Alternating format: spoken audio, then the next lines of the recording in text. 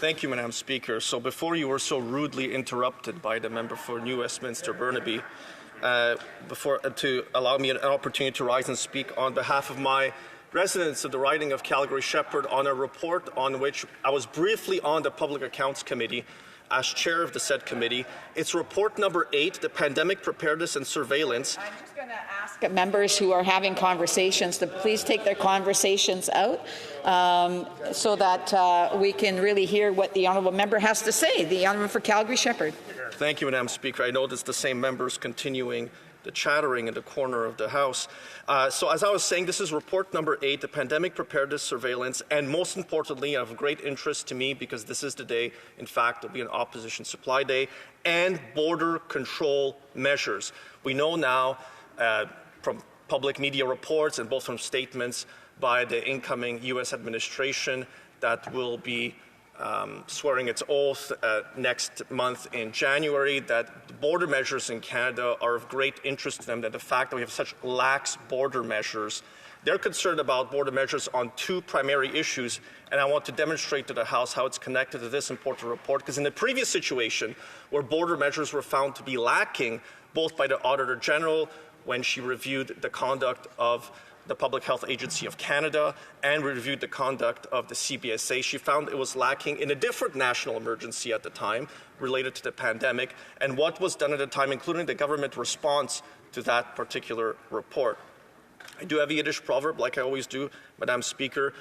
Time is the best doctor, and in this situation it has not been so, because if the government proceeds to do the same thing it did with the pandemic response in order to train up the CBSA officers responsible for border enforcement, then we will likely have a multi-year disaster on our borders, the border disorder that will continue. I also want to say, Madam Speaker, I will not be using the full time by myself. I will be sharing my time with the member for Sturgeon River Parkland. So I want to draw the attention of the House to recommendation number 7 that the committee had. The Canada Border Services Agency should provide the committee with a progress report regarding the training tools for border services officers.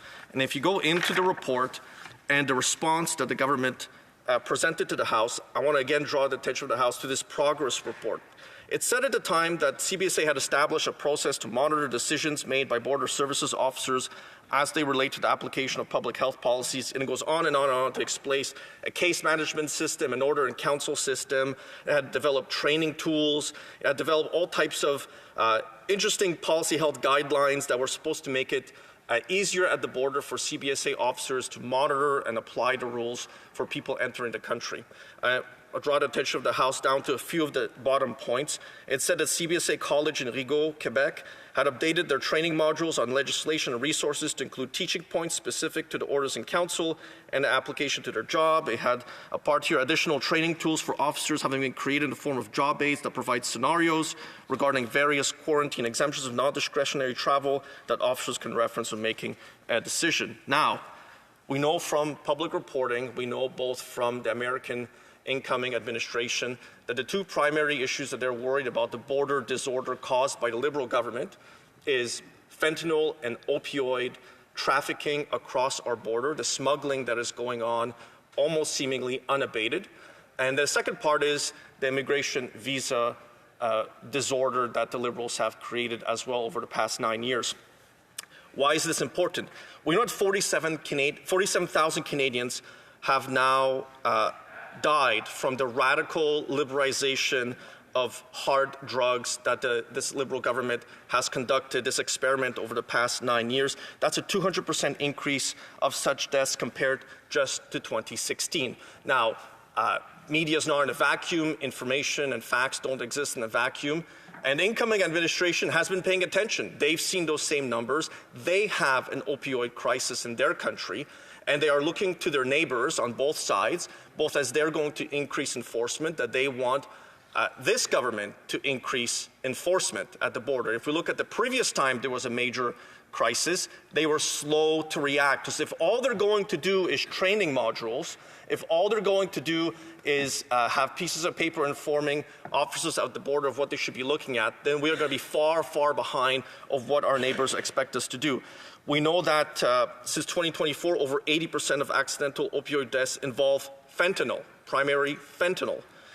We know also that the reduced sentences for drug kingpins and lax border contributes to these deaths. It threatens our trade relationship again with our biggest trading partner. I know in my riding, Madam Speaker, there's a lot of businesses that are completely dependent on that trade with America, the products that they provide, the services that they provide, and it runs the gamut.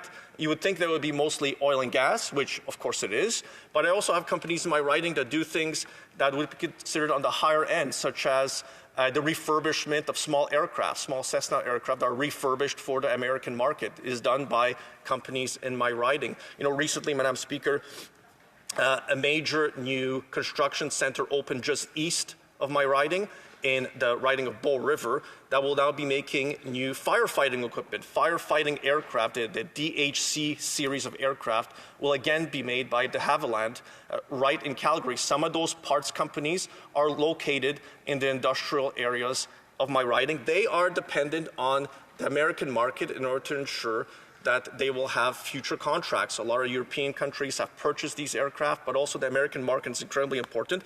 If our trade relation continues to sour, because the government is incapable of cutting down on the fentanyl trafficking across the border, if all they do is similar to what they did during the pandemic with these little training modules, then I'm sorry to say, Madam Speaker, but the border disorder will continue, and it will not be enough. It will not assuage the concerns of the American administration, and in their crosshairs will be regular, everyday Canadians will pay the price for the NDP-Liberal government's incompetence. And we've seen over the past few years what can happen. Hundreds of thousands of Albertans lost their jobs through the radical policies they've introduced, targeting energy workers and their families.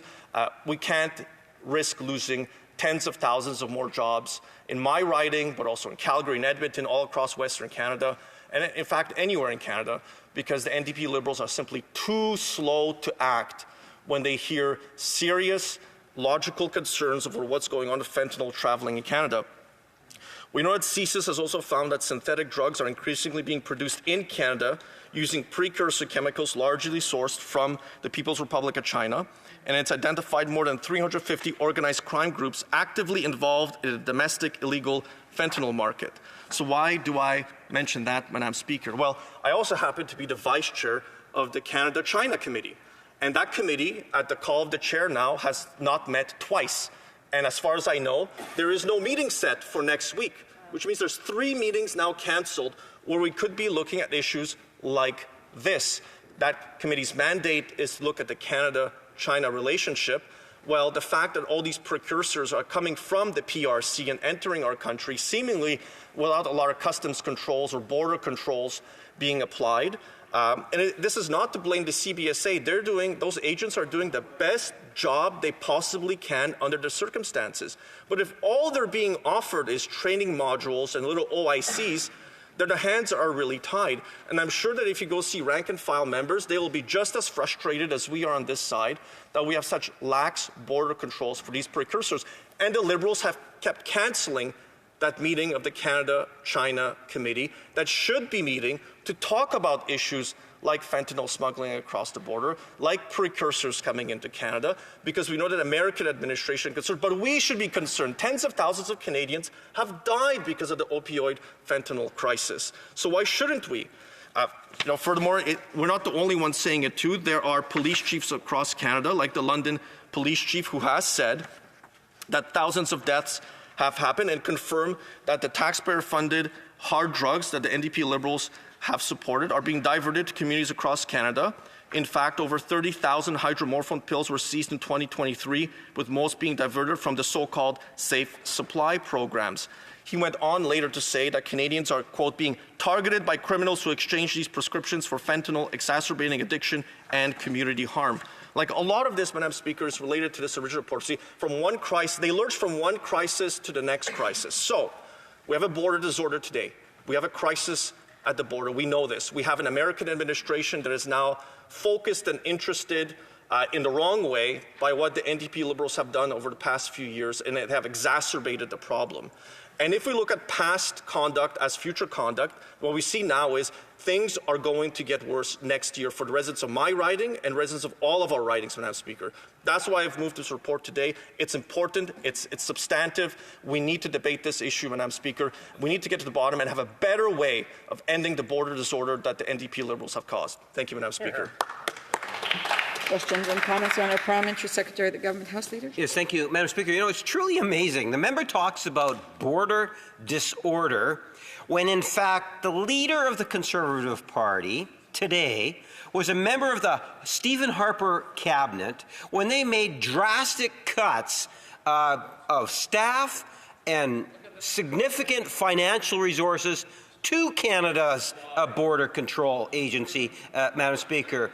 Again, what we witness is a Conservative Party that is loaded with hypocrisy. On the one hand, they're complaining about the lack of support going to the Canada Border Control Agency, when in fact this government not only replaced the financial cuts and the burdens that the Harper regime put on Canada Border Controls, but has since enhanced that. Does the member not see the hypocrisy there? The honourable member for Calgary-Shepherd. Thank you, Madam Speaker. So the member needs to understand, between 2006 and 2015, there was a 45% increase to CBSA's budget. There are 1,000 more full-time equivalent employees at the agency and 26% more border agent assigned at the agency. Those are the numbers. Questions and comments? The Honourable Député de Berthier. Honourable Member for Berthier-Masquinongé. Yes, thank you, Madam Speaker. I would like my colleague to give his opinion about what happened recently. The Quebec government found itself obliged to put resources on border to take care of surveillance, even though it's federal responsibility. What does he think about this? Thank you. The honourable member for Calgary-Shepherd. I'd like to thank the member for his nice question. It's exactly what the Alberta Premier has done. She has indicated that provincial police there had to be used to control borders because the federal government seems unable to enforce the law and to ensure that threats to our border are dealt with, so that organized crime and groups that bring people to our country and also take immigrants from our country and allow them to cross the border for money, for thousands of dollars. So these people are arrested. So the U.S. administration is putting threats to our country because of the incompetency of this Liberal NDP government. Mr. Burnaby. Thank you very much, Madam Speaker. Yesterday was an opposition day. The Conservatives put forward a motion and then blocked their own motion because they obviously didn't take it seriously. Today is an opposition day where the Conservatives are blocking, again, their own motion. Procedurally, they're trying to break Parliament. It is the most bizarre and childish approach on an issue like this, Madam Speaker, an issue of border security, when the Conservatives are responsible for killing 1,200 positions on the border with CBSA. They slashed those positions, and tragically, the Liberals have not made up for the Conservative damage that they did to the borders. But it's not just that, Madam Speaker. Conservative provincial governments have the fastest rising rate of tragic opioid overdose deaths. In Alberta and Saskatchewan, the rates are skyrocketing through the roof. This is the irresponsibility of Conservative governments. And the tragedy is that the federal Conservatives fundraise off it rather than trying to get their provinces to actually make sense. So how does the member respond to the fact that they killed 1,200 border positions, creating the border crisis? And secondly, how does he respond to the skyrocketing and tragic opioid deaths in Alberta and Saskatchewan? The honourable member for Calgary-Shepherd has 1 minute to respond. Thank you, Madam Speaker. So this is going to be a fast minute. There were 26% more border guards between 2016 and 2015. There were 1,000 more FTEs. The member didn't hear that. 45% higher budget between 2006 to 2015. But most importantly, Madam Speaker, it's that NDP and his party that kept supporting this Liberal government that's led to the crisis of today. What really breaks Parliament, Madam Speaker, is when an opposition party loses itself and ignores the fact it's an opposition party and keeps providing confidence to the government in a coalition deal. That's, Madam Speaker, what breaks Parliament, not standing up for our constituents, but basically behaving like an extra annex to the Liberal caucus.